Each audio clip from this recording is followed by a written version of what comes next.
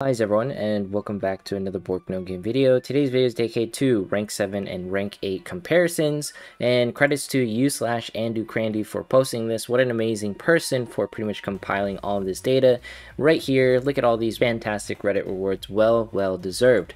And you can see here at the top of the document differences between the rank 7 and 6 with all equipment max refined and rank 8-3 with all equipment max refined. He even has some extra tabs like regarding like stars and the stat differences, and positive numbers mean the character gains stats at rank 8-3.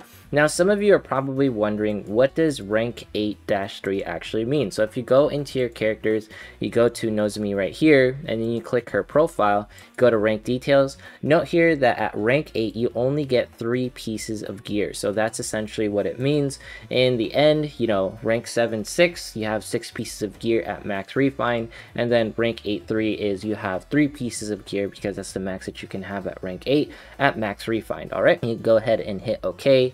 And you can also see here we have the availability to unlock a new character. If I click her, you don't have to unlock it yet. Akari, she's going to be a fantastic unit for pretty much arena. I recommend saving your dungeon shards to pretty much acquire her. I'm not going to get her until I get at least a 2-star copy version of her, because it's hard farming shards, and I'm hoping that I can pull a 2-star version of her, you know, in a megalithic pull before I actually have to, you know, try to shard her up, right?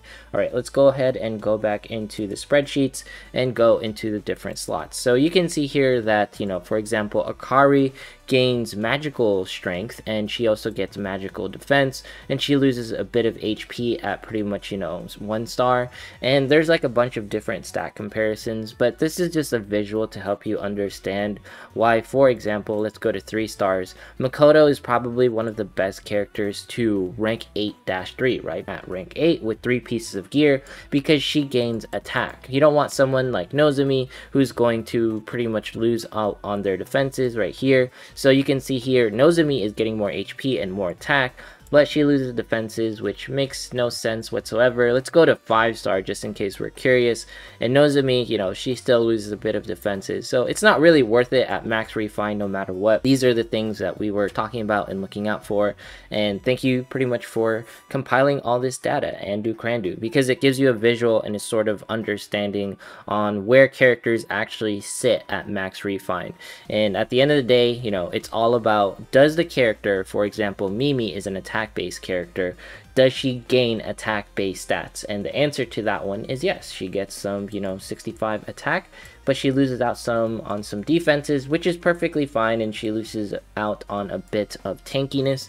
For the most part, you don't need your attack-based characters to be tanky, and yeah, that's some information right there. Let's go ahead and go into the JP news. So if you don't want to see the JP stuff, feel free to skip ahead, but it's really awesome to see all of this stuff. Summer Kasumi is going to be coming out, and so is Cinderella Rima in an event. So here it is, the Summer Kasumi gacha. That's going to be really nice. And if you didn't know, Kasumi is going to be one of the best characters when it comes to PvP. So I'm assuming, you know, when she releases, she's going to be fantastic for PvP. And you can see right here, one of the top comments is Kasumi's existence is pretty much the bane of PvP. Like, she just counters everything in PvP. So I can't wait for her to release. Her base version's awesome. Her like magical shoujo version is awesome. So Kasumi being in the game in JP is always good things. And then you can see here the Rima and pretty much Maho Makoto event. And just know it's really interesting the way they portray this, like, you know, Rima being Cinderella, Maho's going to be like, you know, the fairy godmother. And then to me, Makoto sort of looks like the prince that's going to help out Cinderella in some ways. So I'm really interested if there's going to be like any like evil witches or sisters or something. So it's really cool. I just like the overall presentation, and it was amazing to sort of like see like 3-year anniversary, because there was like 40k people who watched the JP anniversary, which means like, you know, the JP Princess Connect is overflowing. You know, a great time to join. As always, we're gonna go ahead and talk about some JP things actually today. The reason why I wanted to talk about it is because if I go here into, you know, quest section and I go into the arena, what's really awesome is the bracket just reset, and you're probably wondering, Bork, how are you ranked 218 in arena? That's because the arena brackets reset. They reset every 6 months to a year in JP, I'm assuming over in global, you know, things will reset for us later on, and that'll be really nice to see. But for the most part, let's go over here and get some gems that we have acquired, and of course lots of free stuff in JP. One of the things that I highly advise is you don't really have to be able to read the game to sort of understand it, just because Princess Connect is a fairly simple game. Of course, that's my opinion, and we're gonna get some gear right here, but I can't wait till we get to the actual jewel section because I got so many jewels. It's absolutely nutty. If you didn't see earlier, I had like 70,000 jewels. Alright, so it didn't really show like the actual number. I'm pretty sure if I scrolled down, I could probably see it. But I had 70,000 jewels earlier. I have 88,000 jewels now. So I got like 18,000 jewels from all this. And then I had like, you know, maybe 50 stamina and I just got 800 stamina. So it's been really fantastic over here in JP. Fantastic time to join with all the different events and everything. I think I have too much stamina, hence why I can't claim that. So that's a little unfortunate. But let's go ahead and get some gems here. And I can't wait to pull on the Kasumi banner. I'm not going to pull on the Sheffy banner. And I'm going to say something where some of y'all might feel a certain way. They actually increased the rates over here in JP. Since the 3rd year anniversary dropped, it's not 6%, but it's going to be a 3% base. It's 6% just for the rate up character. So everything else, the 3-star characters are 3% versus 2.5%. So yeah, JP is hitting it very, very strong. And let's go ahead and jump into some arena, which is just, you know, how we do things around here. Overall, I think like rank 7, rank 8, it's going to be a bigger difference in clan battle. So if you want to participate in clan battle, then you can go over there and pretty much do some things.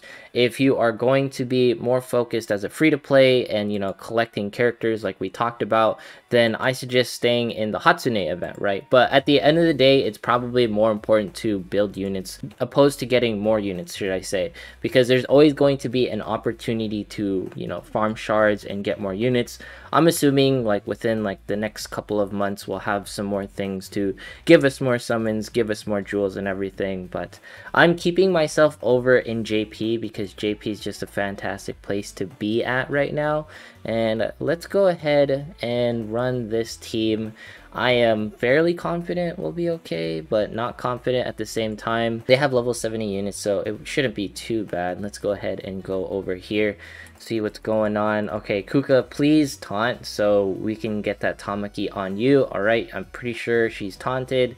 Tamaki, please hit the correct unit. Alright, we actually got our UBs off faster, which is pretty good. No, Carol's dead. That's not good.